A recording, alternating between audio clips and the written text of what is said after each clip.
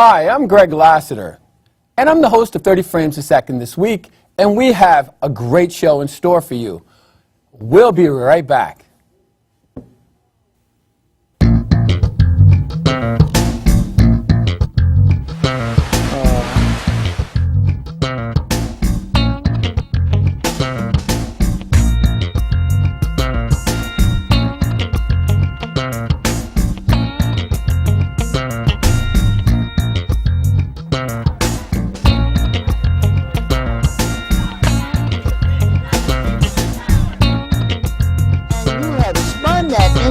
Where the victim is now the perpetrator and the perpetrator is now the victim. And that just drives me crazy. Hi, I'm Greg Lassiter, and this week I'm hosting 30 Frames a Second with our infamous director, Nat Wood, being the director today. We're going to talk about, I have a great guest, we're going to talk about racism that plagues America and how it plagues America, and why this is so different is because we're doing it from the white perspective, meaning that my guest, his name is Michael Justice. He's a community activist and businessman that lives in South Florida. So we're going to talk about that among all the other issues that are plaguing America. But first I want to say my heart and our prayers go out to all the family of the Malaysia Flight 370 that they still haven't found. And I find that interesting because remember when we're on the plane and the flight attendant comes on and says, you know, your seat could be used for your flotation device? I find that interesting that there's no wreckage, no anything, nothing can be found. So my personal feelings that it's probably terrorism. So Mike will be with us in just a second. Throughout the show, we're going to put up a number, so if you want to discuss or join in the discussion, you call in and tell us a lot about what you think. It is a beautiful day in New York City. So everybody out in New York, those who are watching us, wish you were here. Now, let's talk about racism in New York. Racism in America, not only New York, but racism in America. Racism in America seems to be a problem, a huge problem right now, more so now because I think we have a black president than it was maybe 10 years ago. I'm not sure, but Michael Justice and I will discuss that. And the interesting thing is we're going to discuss racism in South Florida and the Stand Your Ground laws, and we're going to talk about Marissa Alexandra, who's right now stands to get 60 years in jail for not even shooting her husband, her ex-husband or strange husband, but shooting at him. Now, where does Stand Your Ground law come in on that? I'm not sure. It should. So we're going to talk about that as well. Now, racism, for me, I've seen blatant racism in the last 2 years, and I seem to think it's probably because we have a black president or the active hatred for our black president. I'm not sure. We'll discuss that. And you call me and tell me what you think. Now, racism has always been a problem in America.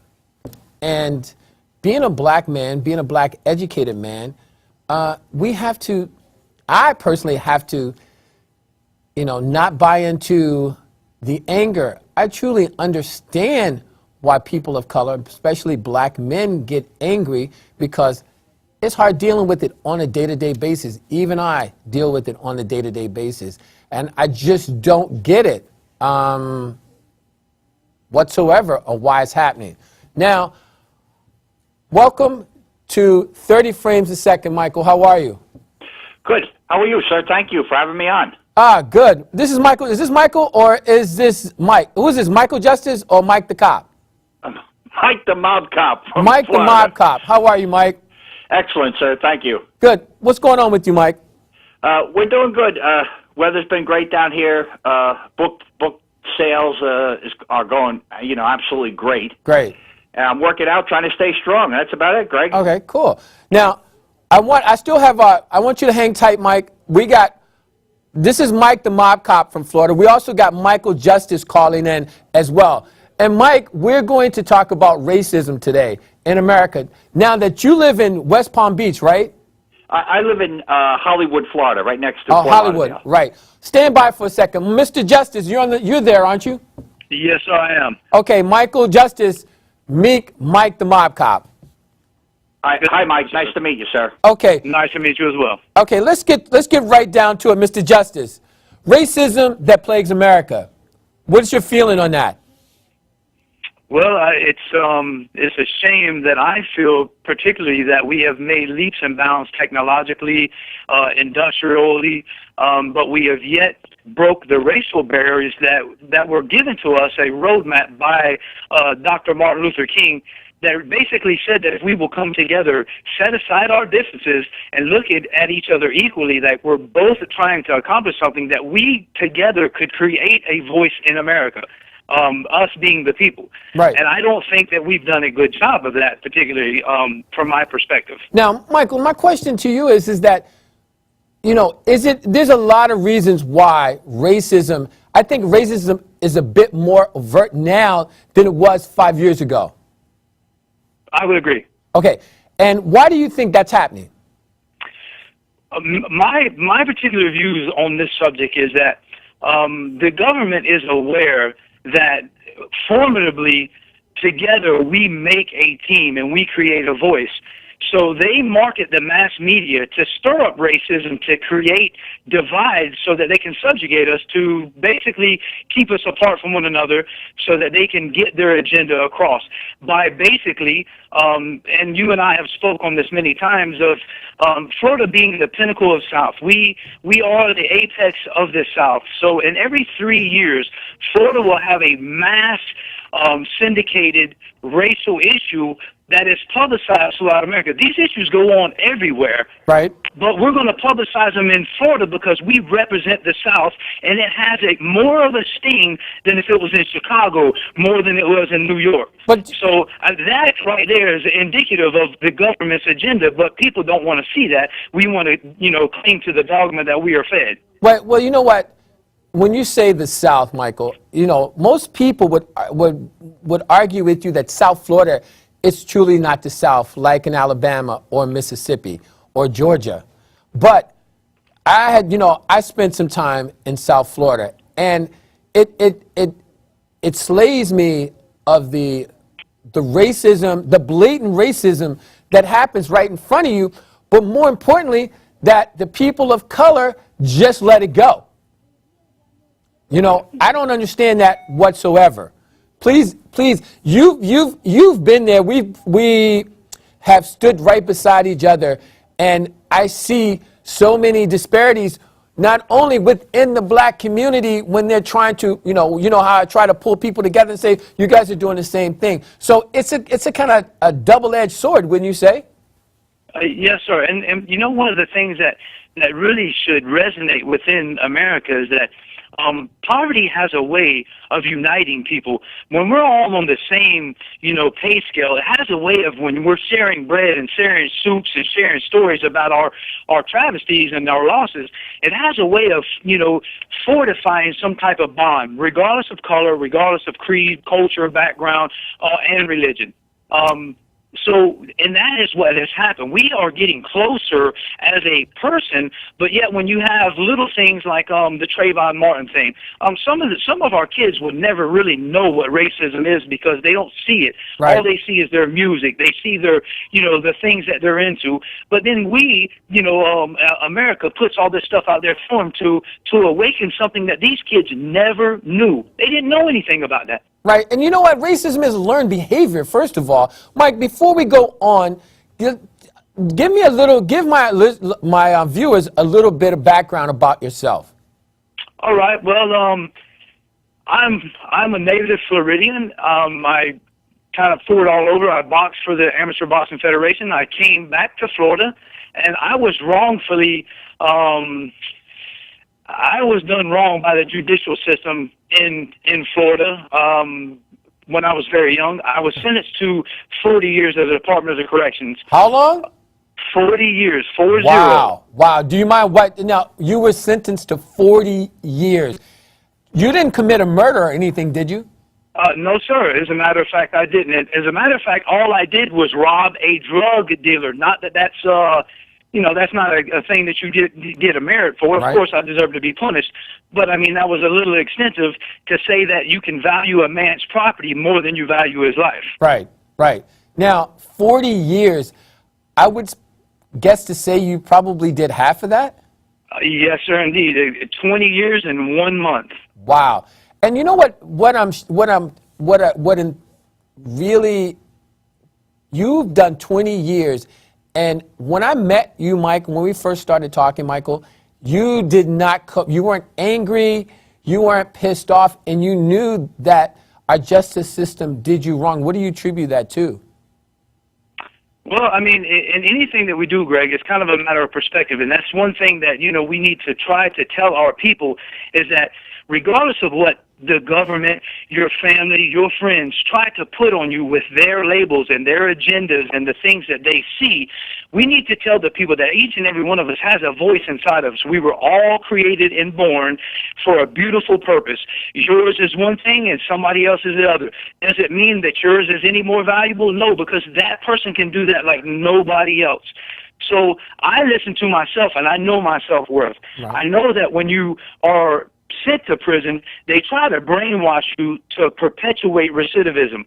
So I studied psychology so that I could see the criminal mindset. Is it as depraved as what our government really tries to make it be? Is it so detrimental to our society that anytime somebody has a speeding ticket or driving with a suspended license that we should place them in prison? Right. It really baffled me to think that security of our land is predicated on of offense, and they're putting us in prison. Right. For lack of better words, Greg, we have become into the digital slave era. And I tell people that, and they look Explain at that. me thinking, Explain that, that's Michael. kind of, Explain that when you say we've come into the era of digital slavery.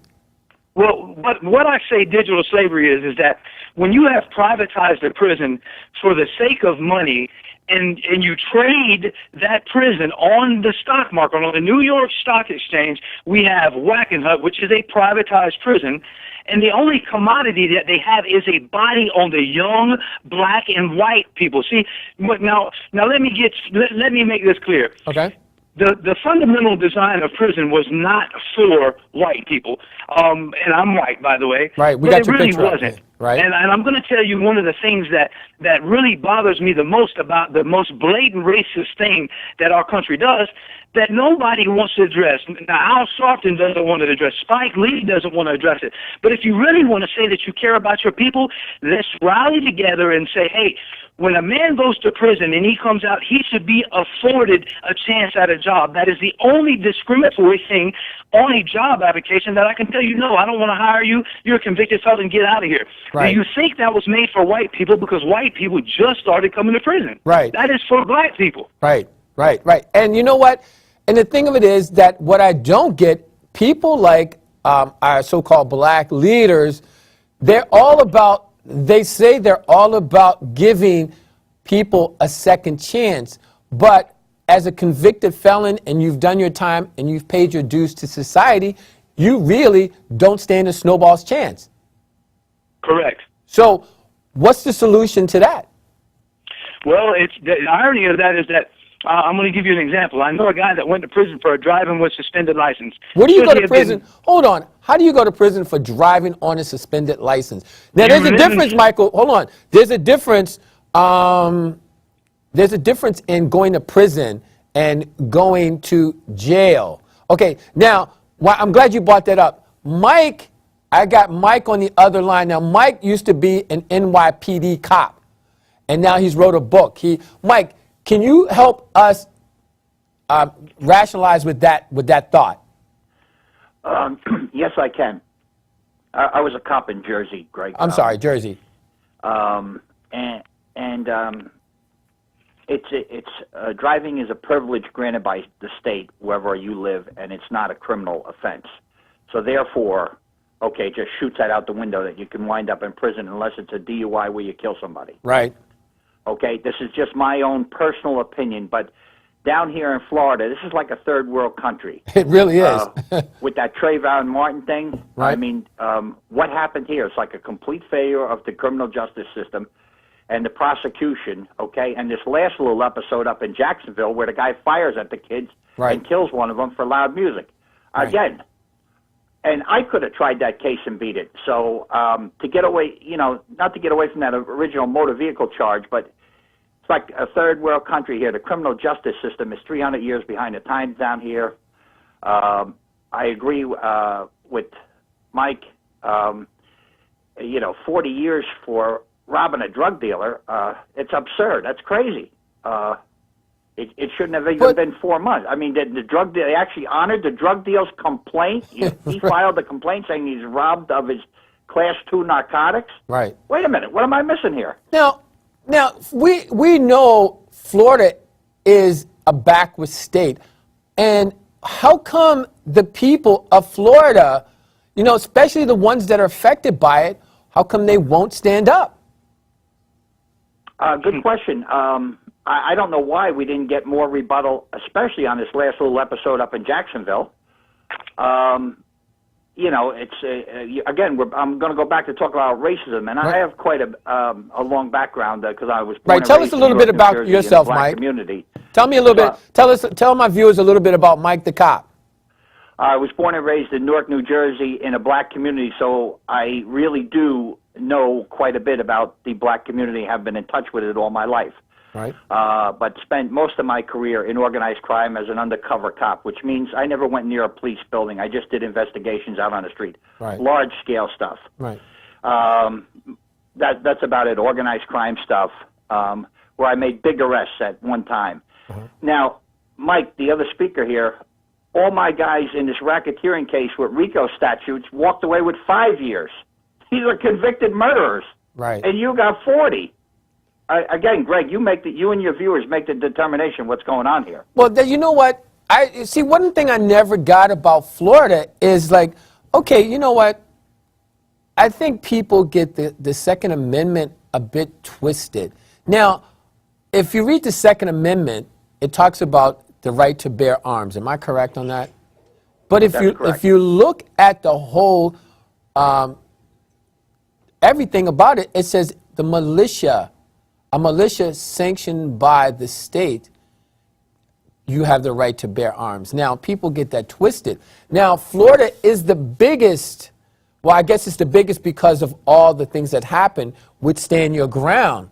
Now, I look at it as a man of color. Stand Your Ground is an open season on people of color. Now, I don't get why the laws won't change. Somebody help me out with that. Michael Justice, what do you think? Well, the crazy part about it is you're absolutely right about Florida being so behind. We actually just got the standard. We never had a self-defense law in Florida. The law actually read with no possible means of an escape. So that basically, if you could run, you should. And if you defended yourself, you could be prosecuted just like the person attacking you.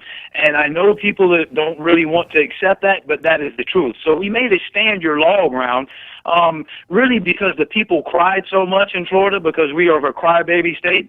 So they put, when your forefathers said you have the right to bear arms, trust me that they had a lot of foresight, but they didn't know there were going to be 400 million people running around here with guns. Right.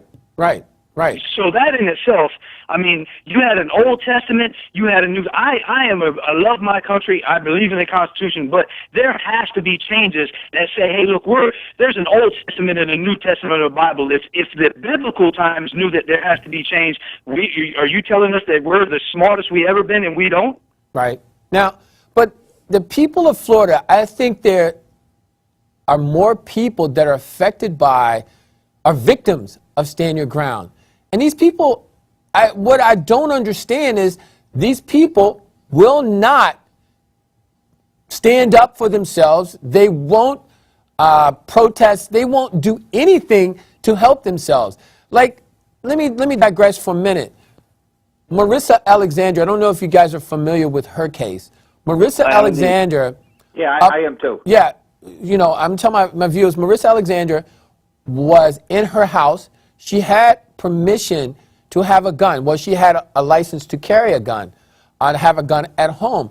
Her estranged husband broke into her house. She pulled the gun and shot in the air. Now, from the onset, it looks like she was standing her ground. They sentenced her to what? 20 years for that. And she didn't even kill anybody. And now the Supreme Court reversed it, and they're going to retry the case. And now she's looking at 60 years. Now, I want to know, what is wrong with that picture? That is just blatant racism. Well, Greg, let me tell you this. I was sentenced at 19 years old to the Department of Corrections to 40 years. I have great experience with the government or our state trying to send you a plea bargain, even if you feel that you were right to exercise your constitutional right. They say, if you exercise your constitutional right, we're going to give you the maximum. So then, actually, I don't have the right to exercise it. But where my case was concerned, I was sentenced with not one piece of tangible evidence. There was 4 conflicting statements and 1 eyewitness testimony. They said I had a black pistol, a chrome pistol, I had a mustache, no mustache, a perfect smile, and missing a tooth. And that sentenced me to 40 years because we have a jury of our peers. We have given the life of a human being in the hands of people that know nothing about law, and they go strictly on charisma. But let me ask you, though, Mike, you had a choice. I'm going to play devil's advocate here. You had a choice to have a judge who understood or understands the law versus your peers to judge you. Why did you elect that instead of the judge himself? Well, because as most of us, when you go through your school, when you go through school, and we're all, kind of indoctrinated with trust your judge, trust your lawyer, trust your doctor. Right. So when your lawyer looks at you and you don't know the premise of the law. I'm sorry, hold on, wait. What'd you say, Mike? The cop? I said, that's wrong down here in Florida. They don't trust any of them people. Right. Yeah, well, that's correct. But, I mean, and the bad part about it is, just like you learned, Mike, I had to learn, you learned from visual observation and being on the other side. I had to learn the other way. But when my lawyer looked at me and said, hey, we can beat this in trial, and let's get this clear. If America was the land of equality, why is it that, Martha Stewart's, Michael Vick's, all these people that have money can get slapped on the wrist for crimes that are more heinous than a bunch of people, but then when a black man or a poor man doesn't, he gets the max? What is it like you're trying to, like hedge the bet, right, if you will, hedge the bet? Right. It's clearly. May I speak, Greg? Yeah, go ahead, Mike. Sure, go ahead. It's clearly racism, and going back up to our area, New Jersey. Right. You look at the New Jersey State Police. Racism complaints and problems have been 20 years prevalent, and they chose to do nothing about it. Right. We had a black police chief in Newark and East Orange, and we had black mayors in 1970. What happened to the rest of the state, according to the state police? And also, a couple other things. I got a little outline here. Okay. Profiling, big issue, huge issue down here. Right. Going on to another thing, when black people come in for a loan in a bank towards a house or everything, they are automatically assessed higher rates. They have poor political representation down here. But you know what, Mike? But let me not to cut you off, but I have to hand some of the blame on the black people. You know this is happening. It's up to you to stop it as well. You see what I'm saying? I mean, I'm only going to do what you let me do to you. You're right, and that's why I'm really surprised with this Trayvon Martin thing. This is crazy. This kid is eating a candy bar and gets murdered, and the guy walks. He's still out. He's signing autographs up in an Orlando gun show last week. Right. Right, and then this episode in the gas station up here just mesmerizes me by this computer pencil neck up there that kills the kid and shoots 8 shots into a car for loud music. It's crazy. And the sad part about that, they're going to retry him on the murder charge, but he's going to get 40 to 60 years on the attempted murder charge. What is wrong with that? there's a lot wrong with it. Like I said, I could have tried that case and got convictions on all the charges. You just can't go light up a gas station and kill a person. Right. But you know what? He walked over and confronted them. His life was nowhere near in danger. He could have gotten his car and drove away. That's correct. That's correct. His life was never in danger until he provoked the situation. And then he implied that they had a gun, which there was no gun that's a found. big thing, whether you have one or not. Right. If you imply that, doesn't mean Right. doesn't Right. mean anything. Yeah. Right. Right. Now, I don't know. What is the solution, guys? For let's just start with your area, because your area seems to be affected more anywhere else, more so than anywhere else in this country. What, from a Caucasian standpoint, what would be the solution? Michael Justice, let you go first. Well, one, Greg, I would say that the solution has to be that the common folk have to realize that, like I said, the design of prison was first, instituted for blacks. Now it's for whites as well, because they figure they can feed off of everybody. So, the white people aren't safe anymore anyway, as well. So it's like bleeding over, like the government shows you that you're kind of oil for their wheel to perpetuate their industry. It's a business.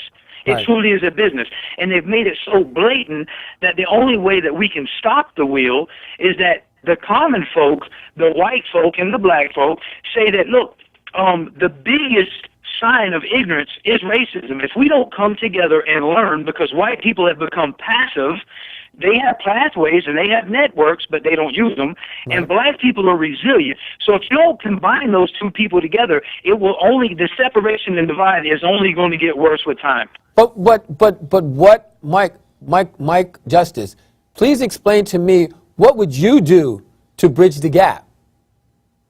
Well, I think that one of the things that we would have to do is get everybody together. Somebody has to be a voice. We stood for, look at it like this. Martin Luther King put his life on the line to make an example. That's when they were killing people. This dude made himself a target for what was right. But now there's so much wrong and nobody stands up. Have we lost that? Have we lost our voice? Have we lost the heroes in America? Right. But see, that was one of my issues with the great state of Florida, if I may, or not, that no one stands up. Now, to segue to this, that there's so many injustices that are happening in the state of Florida. We have a black attorney general. I don't understand, where is the Justice Department in all this? Well, anybody? Greg, they'll tell you, and this is only a couple days old. They have no money. They can't fund any information. They can't fund this. They can't fund that. They're all ducking for cover. Everybody in all the federal agencies right now has got a good excuse why they cannot do their job. Good question about Holder. Why isn't he stepping up to the plate? This is clearly constitutional violations going on here. Blatant. And why doesn't he step up to the plate and rein in? You know why? There's a lot of election money down here. Right. So guess what? Everybody, when you reach a certain level, whatever color you may be, it's all about you. How much money you could stuff in your pocket, and you forget about us down here, the regular people on the street. Right. Amen. But my thing is that, the short time that I was in Florida, I saw so much. I want to say the people are beaten down. Would you say that the people of color are beaten down, or they just don't care? Which would Michael Justice, you and I have shared coffee countless mornings, and what do you think it is? I think that, after, it's kind of like asking somebody for something for so long, Greg, and you're like, hey, eventually you know that they're not going to answer you. If you call out to somebody, eventually, and you're going to get tired. Because they're not doing, individuals can't do this, and individuals can't, it has to be done intellectually. That's where we miss the mark. If we know the rules of the game, we know how to play it. But if you enter a fight, I told you I was an amateur boxer. If you go into the ring and you're mad, you've lost your whole game plan. Right. We have a saying that a lion fights a lion roars with all his might, but he exerts his energy before the fight. It's kind of, we have to get together, and one person's not going to make a difference. I mean, we have to give, like Barack Obama was voted mainly for the premise of hope. Well, we've lost our hope. Somebody has to instill the hope, like, hey, you can do this. Don't get beat down. There's a chance. You met me, Greg, and didn't know anything. Even when I told you where I was at in my past, you still didn't believe it. Right. Because I didn't allow the society to beat me down with, you can't. I believed in my heart, you can. Right. Well, it's again, I'm going to go back. It's a double-edged sword because what I saw was, yes, a group of people, not just people of color. I'm not just saying black people. I'm talking about, because Florida is a mixing bowl of all cultures, that the cultures cannot come together. And it blows my mind to see ethnic groups that can't bond together. You see what I'm saying? Exactly. That blows my mind. And that's not, I don't know if it's an economical thing or just a straight, I don't like you because you're not like me, or racism or whatever. I don't know what it is. My experience in Florida was something that I can't even explain about how come the cultures don't come together. You know what I mean? Can I chime in, Greg? Sure, absolutely, Mike. Go ahead. Down here in South Florida, well, I'm only speaking from Palm Beach, Broward, and Miami-Dade County, where I'm from, for the last 12, 13 years. The black people cannot come together because it's Haitians, Jamaicans, and American blacks, which there are very few of anymore down here. Yeah, there's no American blacks down there. There's no American blacks down here, Greg. So nobody's going to come together because these two other groups, the Jamaicans and the Haitians, they don't like each other. So, wow. And then you have the Spanish, huge Spanish influence down here. Right. And they don't like anybody but Spanish. Then you have the Cubans that don't like the Puerto Ricans, that don't like the Dominicans. So, are you guys saying that Florida is a lost cause and that people still can get away with whatever they want when they want to do it because these people, it's the dissension within the groups that people keep feeding off of, if I may? I'd say they are definitely getting away with just about anything they want down here. And the craziest cases, again, I keep going, still can't believe that Jacksonville episode, but yeah, everybody's walking down here. And everybody. But it sends a bad message. You would think, after the Trayvon Martin case, and Marissa Alexander, and definitely the last case up in Jacksonville with the guy shooting into the car, that somebody in the state of Florida, the people in the state of Florida, would say, enough's enough. I don't know. You can only beat me down until I say enough's enough. But people in Florida, it doesn't seem like they've had enough yet. I know it doesn't make sense, but that's what we're seeing because everything is constantly happening in the Florida itself. Not South Florida, but Florida itself. And it just keeps, everybody, you shoot somebody, you get off.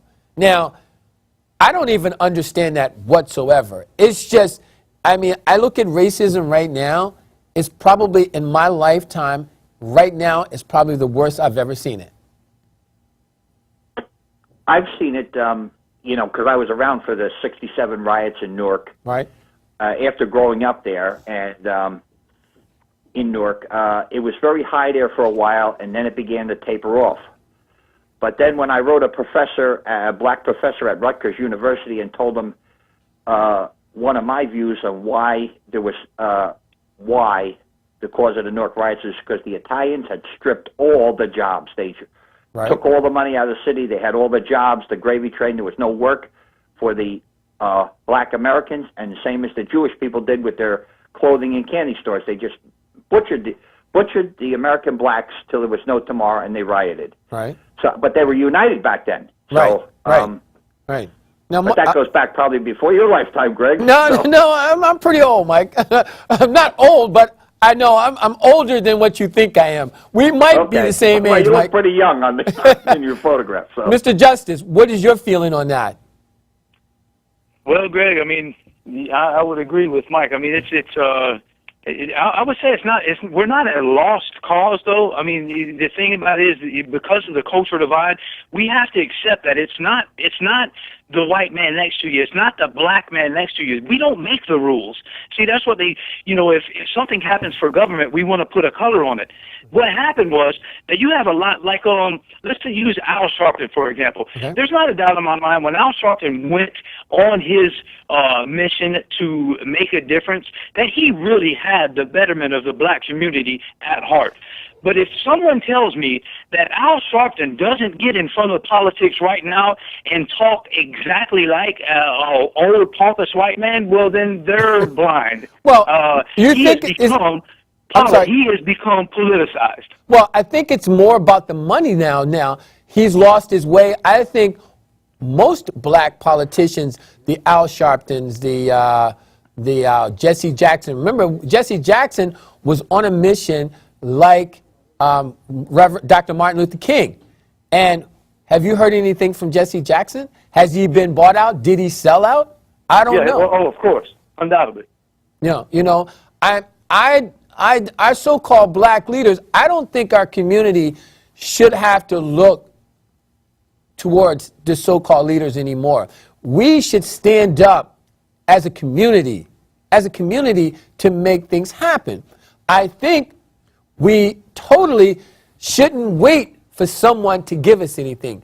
We should be more self-sufficient. And I'm not seeing it. I'm not even seeing any hope for a community come together. And that's the sad part. Well, our government by design was meant to strip the incentive out of people. I mean, honestly, if small business are at all-time low. Everything that you can think of as far as like the common folk, we have to jump through the most hoops. And if you almost, you and I have talked about the chutes and ladders before, where there are things that black people have to go through that white people don't. And right when a black man can almost get to the top, they have like things that they can do to kind of make you take the chutes and ladders. Right. Like you almost got there. Right. You almost got there. Right. But the one thing that I can say is I've been the minority.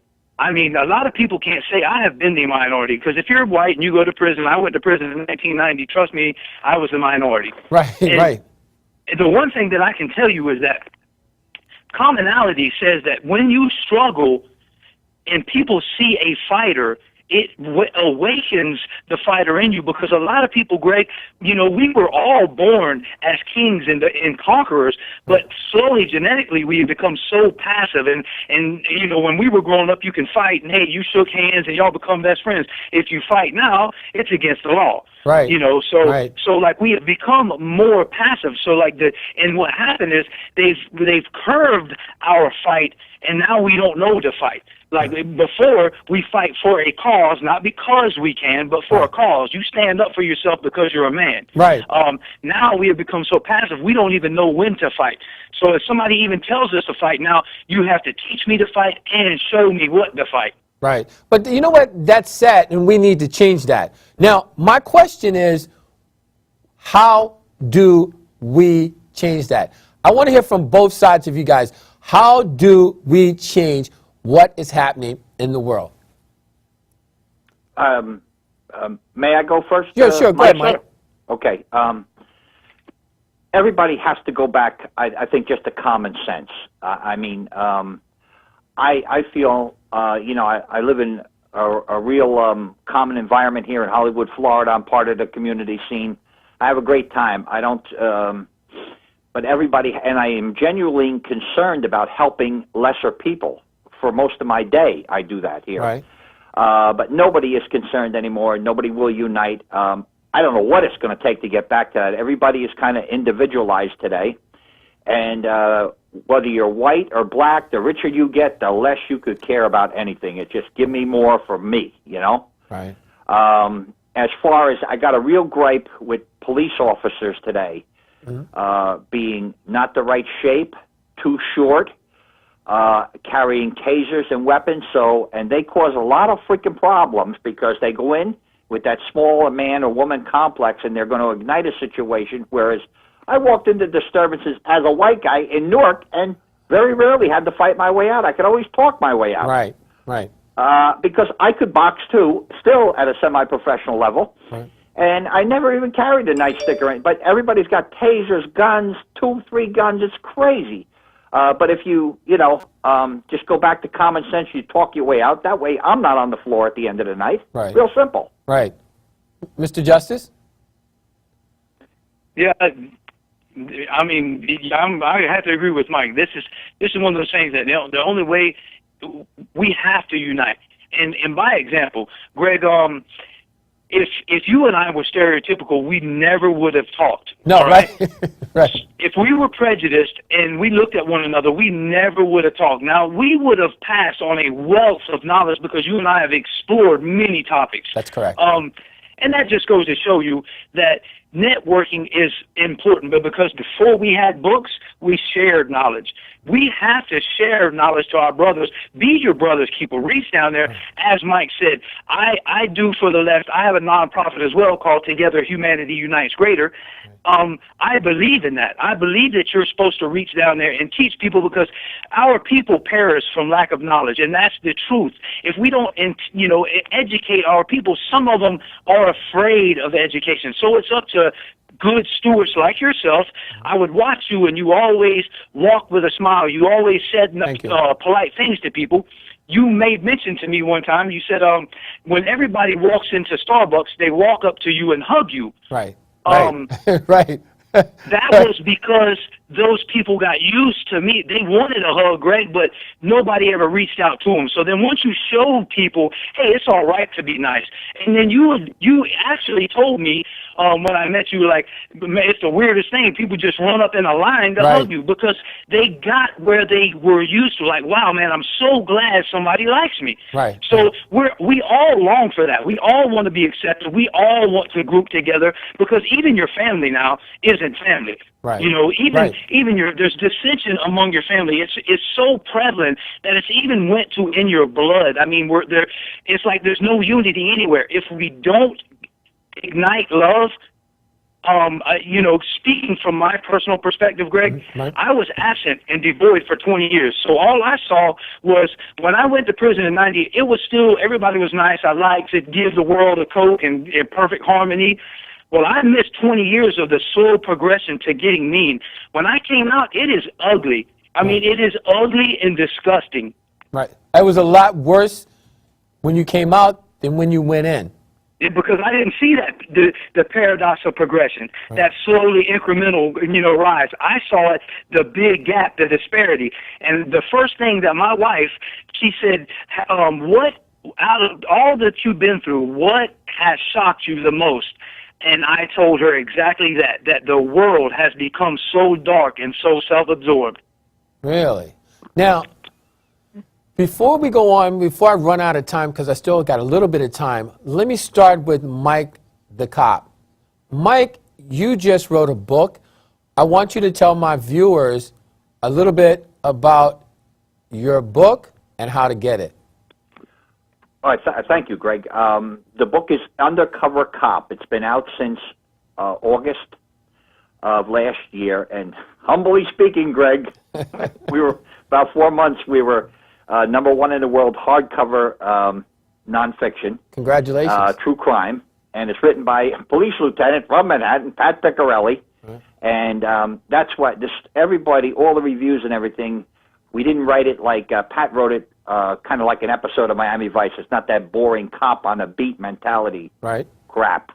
So we're selling entertainment, and it was, in my lifetime I've been stabbed, I've been shot, but I still got back up and finished the job. Right. So I paid my dues. I have no taste and no smell to this day from the gunshot wound in the head. But, Greg, Irish people got hard heads. If they'd have shot me in the foot, they'd have probably killed me.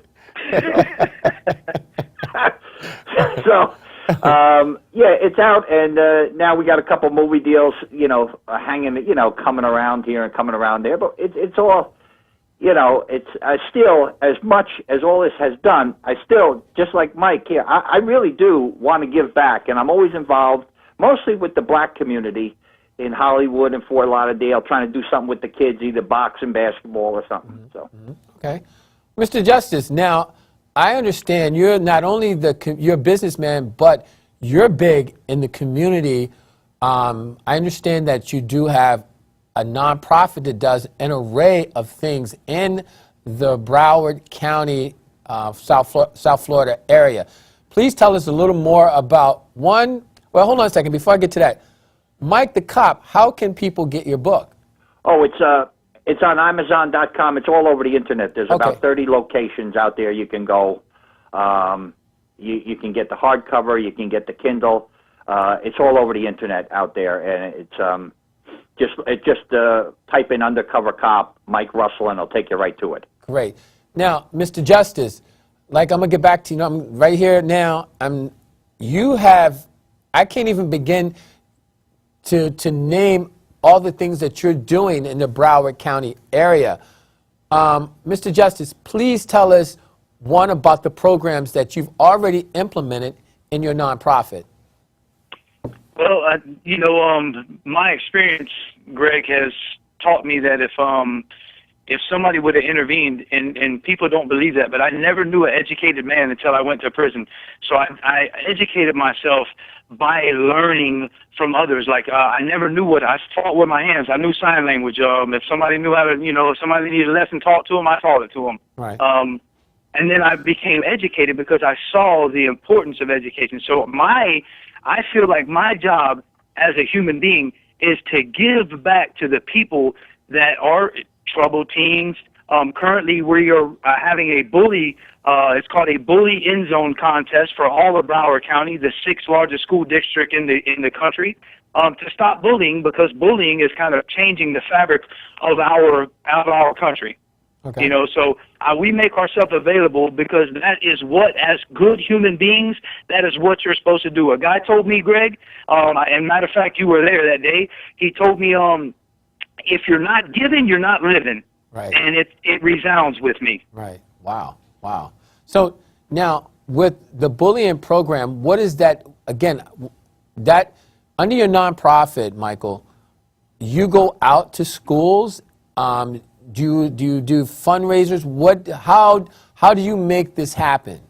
Well, I go to juvenile detention centers, and I talk and mentor at juvenile detention centers. I go to the alternative schools and mentor to those kids. We go on holidays. We go and feed the homeless because it's important to show them love as well. And as far as the bullying contest is, we're trying to get the community aware that bullying affects every single person. And when people say it doesn't affect me, I ask them to think of the Sandy Hook shooting.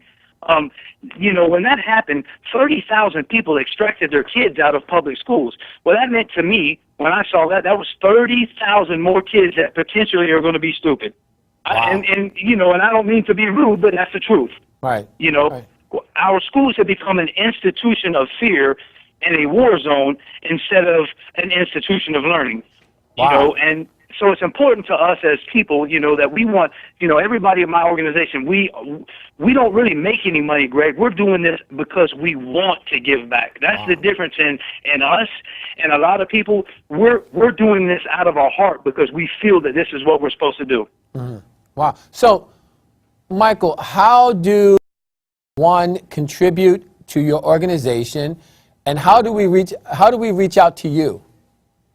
Well, you can reach me through the organization, and it would be www.gothug.org, and that's GOTHUG for Together Humanity Unites Greater, or you can just type in Together Humanity Unites Greater and we'll come up. And you can reach me directly through there. I also have a business called E-Car Movers. You can reach me through there. Everyone on our website, there's, the information and list of everyone that provides a service and what we do. If someone wants to contact us, feel free to contact us. Email. We help mothers that are currently in school and need assistance because we don't want them to drop out if they're pregnant. So we help them. We just kind of do a wide array of things for inner city kids. Right. Oh, wow, that's great. Now I got a few more. I think I got about 5 minutes left. I'm gonna ask both of you this question. I'm gonna start with Mike Russell first. Mike, if you could do any one thing to change the world, to make it a better place, what would it be? Get rid of the corrupt politicians, number one. Boom. I mean, like I said, it's just upsetting to see everything that goes on here, and no money ever reaches programs like Mike runs here.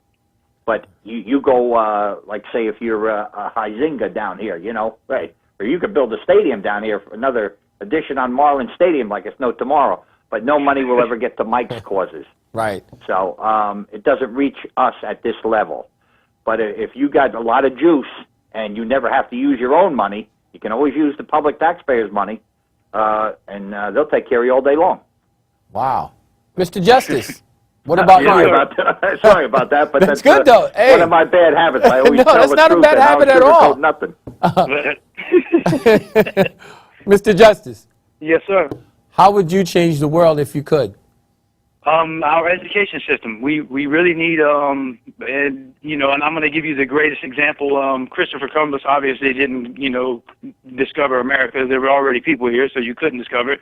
But we will teach our kids that in the digital era. We're going to teach our kids things that really don't perpetuate forward thinking. So one of the things I would do is revamp our school systems and make jobs available for kids in high school at school. What is that? What, explain that. Taking character out of school, we need to give half of the day. There needs to be 4 or 5. Instead of going to shop class, you need to be making something at shop just like a job. Wow. Okay. That makes. But you know what? Don't they have what they call DECA or distributed education, where you go to school half a day and then work the other half? Is that what you're implying, or are you saying? No. Yes, they do have that, but you leave. We need to actually have it at the school so that half of the day you can be, because see, there's a difference between leaving and not having no, you know, accountability. Right. Right. You know, we need to have character. Our country has lost character. We don't say the Pledge of Allegiance. We don't encourage people. When you see the lack of encouragement, Greg, the first thing that you can believe is that is a lack of character. Right. That's correct. You are right. You are right. So, I still got a little more time. Mike Russell. Yes, sir. What's next on your agenda? Actually, my life is real simple. I may do 1 or 2 more police cases down here, and that's about it. No more books, no more nothing. I do have a book that's coming out, written by a black police sergeant.